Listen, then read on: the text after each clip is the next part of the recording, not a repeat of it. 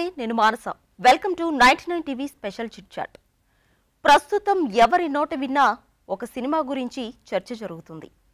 అదే లక్ష్మీస్ ఎన్టీఆర్. ప్రస్తుతం మన స్టూడియోలో వైసీపీ నేత లక్ష్మీస్ ఎన్టీఆర్ ప్రొడ్యూసర్ రాకేష్ రెడ్డి గారు మనతో ఉన్నారు. ఆయనతో మరిన్ని విషయాలు అడిగి తెలుసుకుందాం. నమస్తే సార్. నమస్తే. మీరు వైఎస్ఆర్సీపీ కాన్స్టిట్యూషన్ ఇన్ఛార్జ్గా ఉంటూ లక్ష్మీస్ ఎన్టీఆర్ బయోపిక్ తీయడానికి గల కారణం ఏంటి? నేను వ్యాపార రీత్యా చాలా చేస్తున్నాను.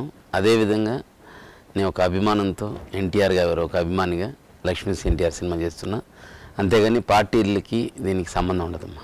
అంటే ఇప్పుడు ప్రస్తుతం ట్రైలర్ రిలీజ్ అవ్వకముందు నుంచి కూడా ప్రజల్లో జరుగుతున్న చర్చ ఏంటంటే వైఎస్ జగన్కి మీరు బినామీగా ఉండి ఆయన వెనకుండి మీతో ఇది చేయించడం అంటే పార్టీ లబ్ధి కోసం ఇది చేయిస్తున్నారన్నట్టు ప్రజల్లో మాకు వినికిడి. దాన్ని మీరు ఏమంటారు? అదంతా ఊహాగానాలు. జగన్మోహన్ రెడ్డి గారు ఏదన్నా స్ట్రాటజీ చేస్తారు తప్ప ఇలా ఒక అడ్డం పెట్టుకొని రాజకీయాలు చేయడు, అలాంటి సినిమాలు కూడా అవసరం ఉండదు. అంతే తప్ప మేము ఈరోజు మనస్ఫూర్తిగా లక్ష్మీస్ ఎన్టీఆర్ అనే ఒక సినిమా యావత్ ప్రపంచంలో ఉన్న తెలుగువారు మొత్తం ఆ రోజు జరిగిన సంఘటనలను తెలుసుకోవాలన్న ఒక ఉద్దేశంతోనే ఈరోజు మేము ఈ సినిమా చేస్తున్నాం తప్ప పార్టీలకి అతీతంగా సినిమా చేస్తున్నాం.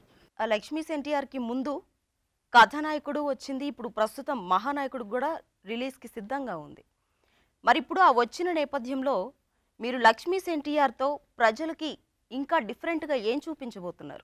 ఆ రోజు జరిగిన నిజానిజాలు చాలా సంఘటనలు వాళ్ళు చూపించరు. అవన్నీ యథార్థ సంఘటనలు. ఆ రోజు ఏమైతే జరిగినాయో వైస్రాయ్ ఘటన నుంచి ఎండింగ్ వరకు కంప్లీట్గా లక్ష్మీపార్వతి గారు పెళ్లి చేసుకున్న రోజు నుంచి లాస్ట్ చివరి ఘట్టం వరకు మా సినిమాలో మొత్తం ఉంటుంది.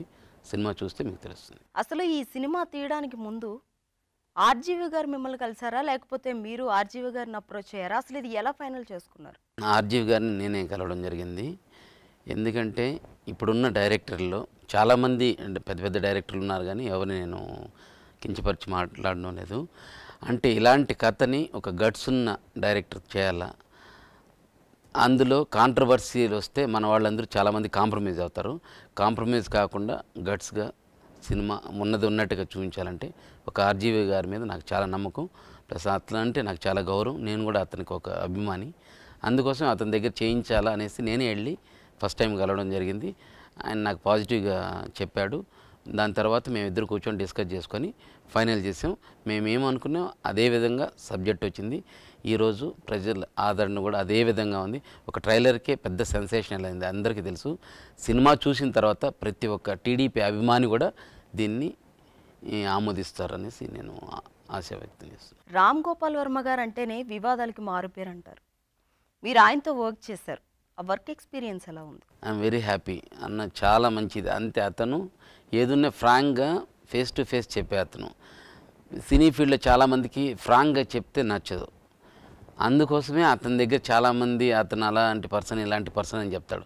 అతను ఫస్ట్ డే 1 ఏం చెప్పాడో ఈరోజు కూడా అదే ఉన్నా, అదే కమిట్మెంట్తో ఉంటే అతను కరెక్ట్ పర్సన్. మనం డివేట్ అయితే అతను డివేట్ చేస్తాడు, ప్రాబ్లం చేస్తాడు. అంతే తప్ప అతను 100% కరెక్టు. ఫిలిం ఫీల్డ్లో వచ్చి చాలామంది డివేట్ చేస్తారు. ఫస్ట్ ఒక సబ్జెక్ట్ చెప్పిన తర్వాత అలా తీయకూడదు, ఇలా తీయకూడదు, లేదంటే బడ్జెట్ తగ్గియండి, పెంచండి అని. అతను ఏంటి ఫస్ట్ డే 1 ఒక సబ్జెక్ట్ చెప్పాడు, ఒక ఇంత బడ్జెట్ చెప్పాడు. అదే విధంగా వెళ్తే అతను ఎటువంటి ప్రాబ్లం చేయడు, ఎవరికి ఏం చేయడు. I'm very happy. Super person RGV గారు. షూటింగ్ జరుగుతున్న టైంలో ఒకసారి ఆర్జీవి గారు ట్వీట్ చేశారు, మీకు ఆయనకి ఏదో క్లాష్ వచ్చిందని చెప్పి. అసలు క్లాష్ ఎందుకు వచ్చింది, దాని సంగతి ఏంటి? క్లాష్ ఏం లేదు. చాలామంది అడుగుతుంటే నేను రాకేష్ని పెట్టి సినిమా తీయడం లేదని చెప్పారు. అంతే తప్ప రాకేష్తో సినిమా తీయడం, రాకేష్ రెడ్డి గారితో సినిమా లేదని చెప్పలేదు. నేను రాకేష్ రెడ్డిని పెట్టి సినిమా తీయడం, అంటే నన్ను పెట్టి సినిమా తీయడం అని చెప్పి అది ఒక కాంట్రవర్సీ సబ్జెక్ట్గా పెట్టాడు తప్ప వేరేం లేదు. ఆర్జీవి గారికి అసలు దైవభక్తి అనేది లేనే లేదు. మరి సినిమా షూటింగ్ తిరుపతిలో అలాగే కాణిపాకంలో కూడా జరిగింది.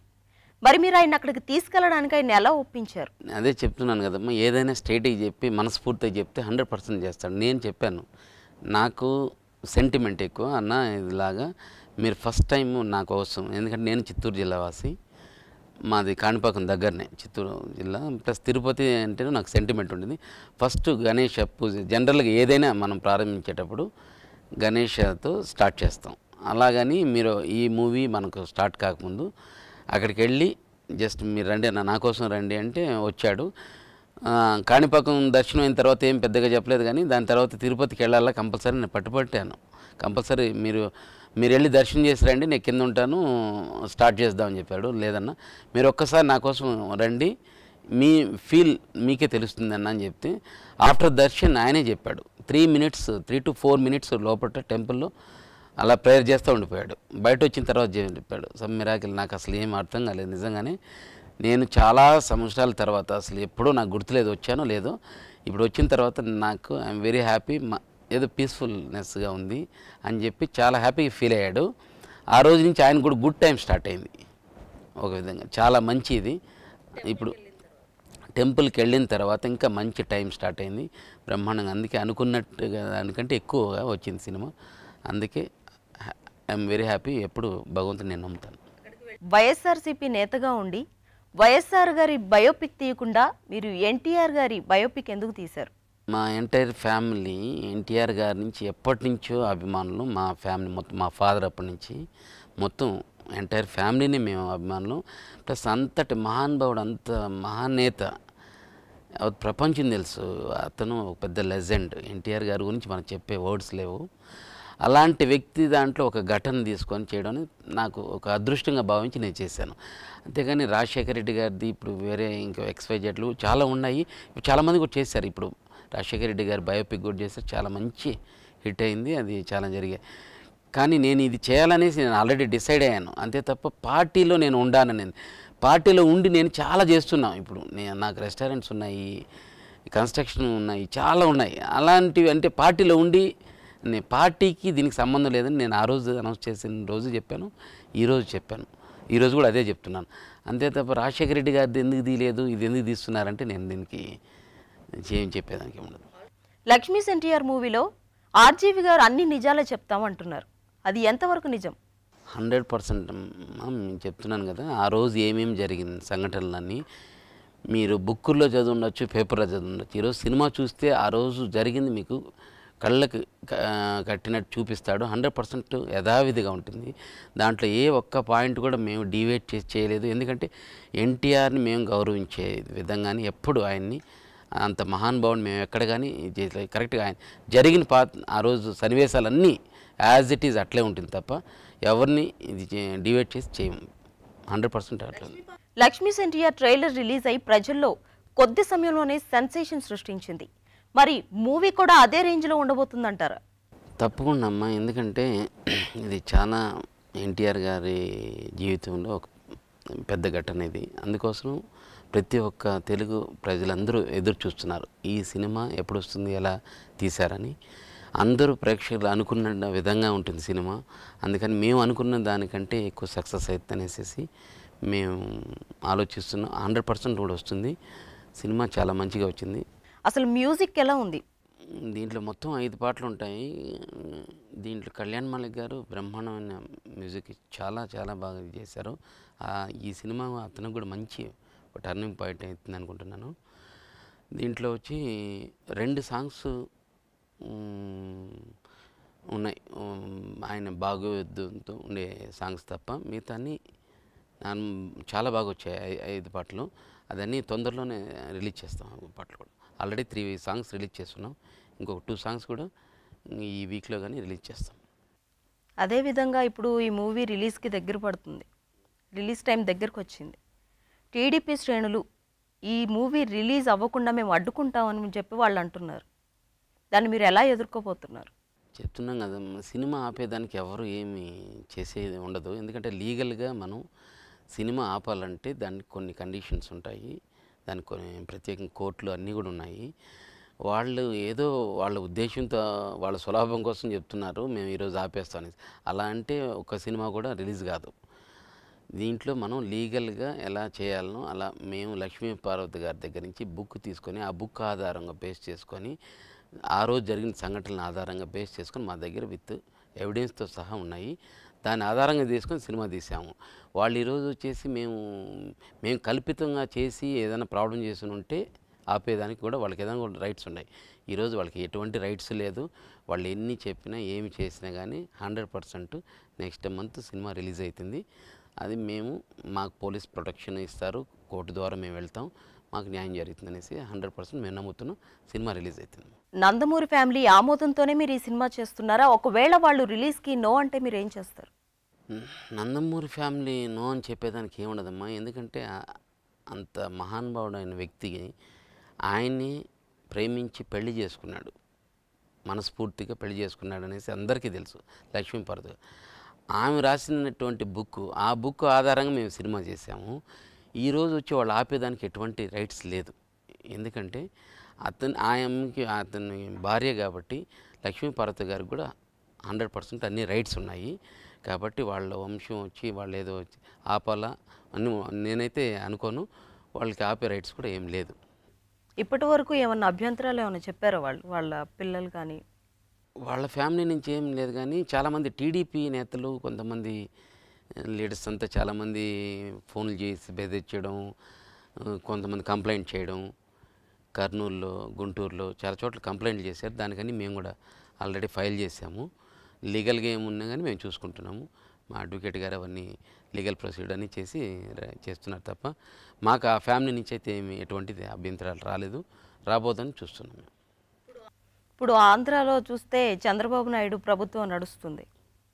ఆయన అసలు ఆంధ్రాలోనే నేను ఈ మూవీ రిలీజ్ చేయకుండా అడ్డుకుంటానని చెప్పి అన్నట్టు విన్నాం. లేదు, చంద్రబాబు నాయుడు గారు ఎక్కడ ఏమి ప్రస్తావించలేదు నాకు తెలిసి. వాళ్ళ నాయకులు చెప్తున్నారు చాలామంది, మేము ఆంధ్రాలో రిలీజ్ చేయని, ఎట్లా చేస్తారు, ఏం చేస్తారు, చూస్తాము, అది చేస్తాము, ఇది చేస్తాం అంటున్నారు. కానీ వాళ్ళు ఏం చేసేది ఉండదు. ఎంత చేసినా సినిమా ఆగదు, ఆపేదంటూ ఉండదు. సూర్యుడు ఉదయం ఎంత నిజమో 100% ఉదయిస్తాడు, అస్తమిస్తాడు. అదేవిధంగా సినిమా మేము రిలీజ్ కూడా చేసేది 100% చేస్తాం. అంతే తప్ప వీళ్ళు అడ్డుకునేదానికి ఉండదు. 100% మేము రిలీజ్ చేసి చూపిస్తాం. ఎన్టీఆర్ మహానాయకుడికి కీరవాణి గారు మ్యూజిక్ వహించారు. దానికి మరి లక్ష్మీస్ ఎన్టీఆర్కి వాళ్ళ బ్రదర్ కళ్యాణ్ మాలిక్ ఆయన మ్యూజిక్ అందించారు. మరి ఆయన వాళ్ళ తమ్ముడు అని చెప్పి మీరు లక్ష్మీస్ ఎన్టీఆర్కి ఆయన్ని తీసుకున్నారా, లేక ఇంట్లో ఉన్న టాలెంట్ని గుర్తించి తీసుకున్నారా? కళ్యాణ్ మాలిక్ గారు అద్భుతంగా చేశారు. ఇప్పుడు ఆ సినిమాకి అతను చేసి ఈ సినిమాకి చేయకూడదు అనేది ఎక్కడ లేదు.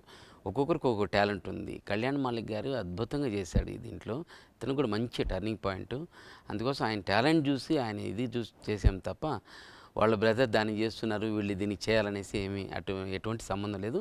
అదంతా కల్పితాలు. ఎలక్షన్స్ టైంలో ఈ మూవీ చేయడానికి ఏమన్నా రీజన్స్ ఉన్నాయంటారు? మేము ఇది లాస్ట్ ఇయర్ ఆల్రెడీ ప్లాన్ చేసాము. ఎలక్షన్స్ కూడా లాస్ట్ ఇయర్ వస్తుంది అనుకున్నారు, కానీ మేమైతే సినిమా లాస్ట్ ఇయర్ ప్లాన్ చేసాము. ఈ ఇయర్ రిలీజ్ చేస్తాను ఆల్రెడీ మా ప్లాన్. అంతే తప్ప ఎలక్షన్స్ వస్తుందనేసి మేము ఎటువంటి ప్లాన్స్ లేవు. ఇది యాజ్ యూజువల్ జరుగుతూ ఉంది. ఎలక్షన్స్ కూడా ఇప్పుడే ఉన్నాయి, అంతేగాని దానికి దీనికి ఏం లింకులు ఏమి లేవు. ప్రస్తుత రోజుల్లో బయోపిక్స్ అనేవి వస్తున్నాయి. యాత్ర కానీ, ఇప్పుడు లక్ష్మీస్ ఎన్టీఆర్ కానీ, ఎన్టీఆర్ సంబంధించిన మూవీస్ ఇప్పుడు రాబోయే ఎలక్షన్స్ కోసం తీస్తున్నారా, లేకపోతే కలెక్షన్స్ కోసమా? ఇప్పుడు మేము తీసే లక్ష్మీస్ ఎన్టీఆర్ ఎలక్షన్స్కి కలెక్షన్స్కి రెండింటికి సంబంధం ఉండదు. వాస్తవం కోసం తీస్తున్నాం. వాస్తవాలు తెలియాలా జనాలకి. ఆ రోజు ఏమేమి జరిగినాయి, 23 years బ్యాక్ జరిగిన సంఘటనల్ని ఈరోజు మేము మనస్ఫూర్తిగా, ధైర్యంగా, ఎవరు ఏమనుకుని ఏం చేసినా కానీ మేము ముందుకు వచ్చి తీస్తున్నాము. అంతేగాని మేము కలెక్షన్స్కి ఎలక్షన్స్కి ఎటువంటి సంబంధం ఉండదు. నిజాలు చూపించి ప్రజలు మొత్తం ఆ రోజు జరిగిన విషయాలు తెలుసుకోవాలన్న ఒక ఉద్దేశంతో మేము చేస్తున్నాం. ఇప్పుడు యాత్ర మూవీ రిలీజ్ అయింది కదండి, ఆ యాత్ర మూవీలో క్యారెక్టర్స్కి నేమ్ స్లిప్స్ కానీ అట్లా ఏం వేయలేదు. అంటే చాలామంది ప్రేక్షకులకి అది ఎవరు, ఈ పర్సన్ ఎవరు అనేది అర్థం కాలేదు. మరి అలా అక్కడ తప్పు జరిగిందని మేము అనుకుంటున్నాం. మరి అలా స్లిప్స్ ఏమన్నా వేస్తున్నారా? క్యారెక్టర్ ఐడెంటిఫికేషన్ కోసం మీరు ఏం చేస్తున్నారు? మా సినిమా చూస్తే ఆల్మోస్ట్ అందరినీ గుర్తుపట్టి ఒక ఐడియా వస్తుంది. కానీ దానికంటే చాలా ముఖ్యంగా ఏంటంటే వాయిస్. ప్రతి ఒక్కరికి అంటే వాళ్ళ వాయిస్లో ఇమిటేట్ చేసి ఉంటుంది. ఆ వాయిస్ని బేస్ చేసుకుంటే అందరికీ క్లియర్గా అర్థమైపోతుంది. వీళ్ళు రామారావు గారు, వీళ్ళు లక్ష్మీపార్వతి గారు, వీళ్ళు మోహన్ బాబు గారు, XYZ పాత్రలు అందరూ ఉంటాయి కదా. ఆ పాత్రలన్నీ వాళ్ళ వాయిస్తో ఉంటుంది. అప్పుడు ఈజీగా ఫైండ్ అవుట్ చేయొచ్చు. వాళ్ళకి ప్రతి ఒక్క ప్రేక్షకుడికి తెలుస్తుంది. తప్పకుండా అందరూ ఈజీగా ఫైండ్ అవుట్ చేయొచ్చును. ఆ క్యారెక్టర్స్ వాయిస్ని ఇమిటేట్ చేసి చేయించారా? అవునవును. సేమ్ మా ఎవరెవరు క్యారెక్టర్ ఉంటే దాని మీద బేస్ చేసుకొని చేసాము. ఇప్పుడు ఆ క్యారెక్టర్ చూస్తేనే అర్థమైపోతుంది. ఓ రామారావు గారు వాయిస్ వింటానే. అలానే అందరికీ ఉన్నాయి. లక్ష్మీపార్వతి గారు కానీ, మోహన్ బాబు గారికి కానీ అందరికీ అలానే ఉన్నాయి. తప్పకుండా అందరూ గుర్తుపడతారు. ప్రతి క్యారెక్టర్ని ఐడెంటిఫై చేయొచ్చు, ఈజీగా చేయొచ్చు. ప్రతి ఒక్క ప్రేక్షకుడు చేస్తాడనేసి నేను భావిస్తున్నాను. ఈ సినిమాలో మోహన్ బాబు గారి పాత్ర గురించి చెప్పండి. సినిమాలో మోహన్ బాబు గారి పాత్ర ఉంది. చెప్పాలంటే అది మీరు సినిమా చూడాలి. అంతే తప్ప ఈరోజు మేము ఇంక సినిమా గురించి చేసేది లేదు. ఉంది అంటే ఓవరాల్గా మోహన్ బాబు గారి పాత్ర ఏంటి అనేది. అదే అదే సస్పెన్స్ ఉంది. మోహన్ బాబు గారి పాత్ర తప్పకుండా ఉంది 100%. ఎందుకంటే అతను కూడా దాంట్లో ఆ రోజుల్లో కీలకంగా ఉన్నారు కాబట్టి ఉన్నాయి. ప్రతి ఒక్కరి పాత్రలు ఆ రోజు ఎవరెవరు ఉన్నారో అందరి పాత్రలు ఉంది. అదని రేపు తొందరలో నెక్స్ట్ మంత్ సినిమా చూసి మీరు నాకు చెప్పండి. ఈ సినిమాలో లక్ష్మీపార్వతి గారి పాత్ర కూడా పాజిటివ్గా ఉందంటారా? నేను చెప్పాను కదా, అది పాజిటివా నెగిటివ్ అనేది మీకు సినిమా చూస్తే అర్థమవుతుంది. ఆ రోజు అలా ఆవిడ ఎలా ఉన్నారో అలానే ఉంటుంది, యాజ్ ఇట్ ఈజ్ ఉంటుంది. మేము ఈరోజు దాన్ని సృష్టించలేదు. సృష్టిస్తే తప్పు అవుతుంది. అందుకే మేము అసలు కథ అని మా ట్యాగ్ లైన్ కూడా ఇచ్చాము. ఆ రోజు ఏం జరిగింది అదే ఉంటుంది. అంతే తప్ప ఈరోజు మేము మళ్ళీ దాన్ని కల్పితం చేస్తే మళ్ళీ అసలు కథ ఎందుకు అవుతుంది, తప్పు అవుతుంది. ప్రేక్షకులు కూడా ఆదరించారు సినిమాని. ఈరోజు ఎందుకు ఇంత ట్రైలర్ని ఆదరిస్తున్నారు, అందరూ చూస్తున్నారు, సెన్సేషన్ ఏంటంటే రామ్ గోపాల్ వర్మ గారు యాజ్ ఇట్ ఈజ్ తీస్తారు. ప్లస్ అదేవిధంగా నేను కొత్త సినిమా ఇండస్ట్రీకి కమర్షియల్గా చేయడు, నేను అభిమానంతో చేస్తున్నా అనేసి ప్రతి ఒక్కరికి తెలుసు. అందుకోసం ఆ రోజు నుంచి ప్రతి ఒక్క ప్రేక్షకుడు ఎదురు చూస్తున్నారు. ఓకే, దీంట్లో అసలు కథ ఉంది.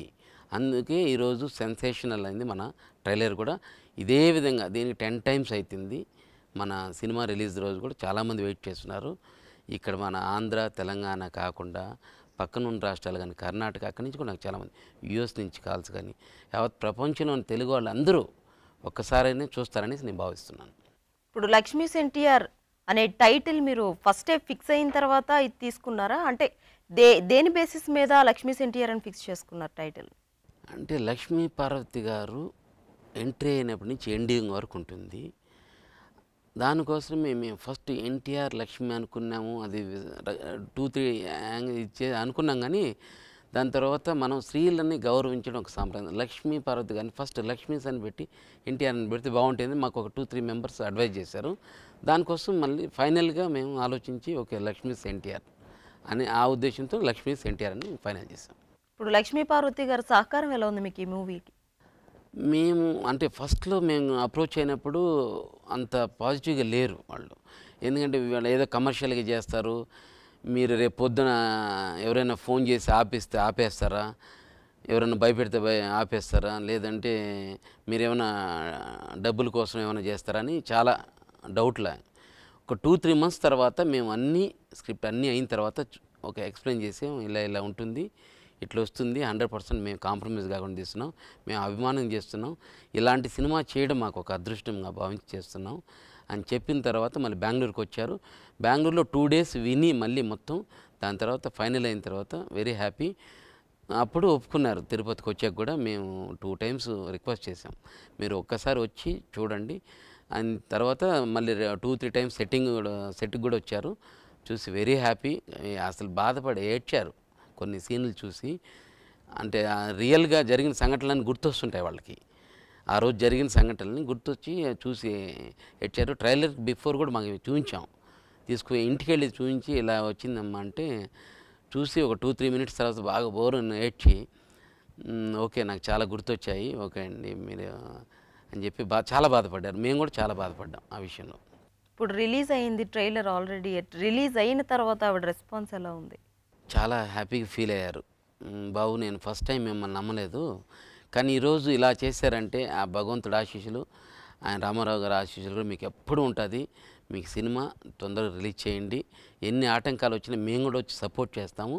ఇది యావత్ ప్రపంచం తెలుగులో వారందరికీ చూడాలనేసి నేను కూడా ఆకాంక్షిస్తున్నాను. అవుతుంది బాబు అనేసి బ్లెస్సింగ్ కూడా ఇచ్చారు. మాకు 100% సపోర్ట్ ఉన్నారు. ఇప్పుడు ఎన్టీఆర్ కథానాయకుడు మహానాయకుడు కంటే కూడా లక్ష్మీస్ ఎన్టీఆర్ పెద్ద హిట్గా ఉండబోతుందంటారా? అది కలెక్షన్స్ కూడా వాటికంటే కూడా ఎక్కువ సంపాదించి పెడుతుందంటారా? తప్పకుండా సినిమా బాగుంటే ఇన్ని లక్షల కోట్ల మంది చూస్తే ఆటోమేటిక్గా కలెక్షన్స్ వస్తుంది. దాన్ని మేము చెప్పేది కాదు, కమర్షియల్కి కాదు, ప్రతి ఒక్క ప్రేక్షకుడు చూస్తే మనం ఎక్కడ ఫ్రీగా ఏమి చూపించేది ఉండదు. ప్రతి ఒక్క మనిషి వాళ్ళ ఏరియాలో థియేటర్లో చూస్తారు, ఇది చేస్తారు.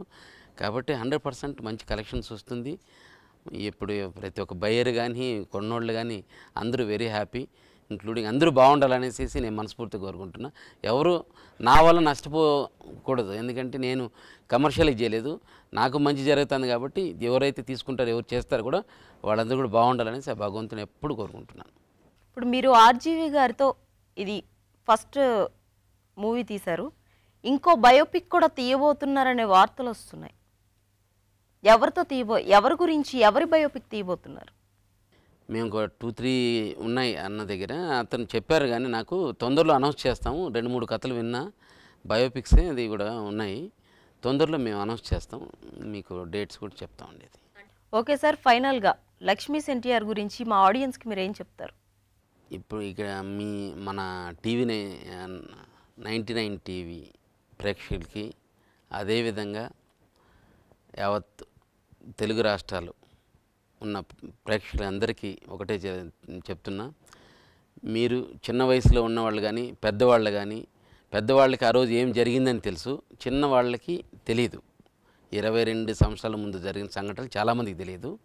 కాబట్టి ప్రతి ఒక్క తెలుగు ప్రేక్షకులందరూ కలిసి మీ కుటుంబ సమేతంగా చూడవచ్చు. దీంట్లో ఏమీ వేరే ఉద్దేశాలతో ఏమీ హర్రర్ మూవీ ఏం కాదు. ఇది ఆ రోజు జరిగిన సన్నివేశాలు పక్కా మేము చూపిస్తాం. తప్పకుండా మీరందరూ మా సినిమాని ఆదరించి మంచిగా చేయాలనేసి అందరు ప్రతి ఒక్క ప్రేక్షకులని కోరుకుంటూ ధన్యవాదాలు తెలుపుకుంటున్నాను. Hi, this is Siddhi Idnani and please do subscribe to New Waves.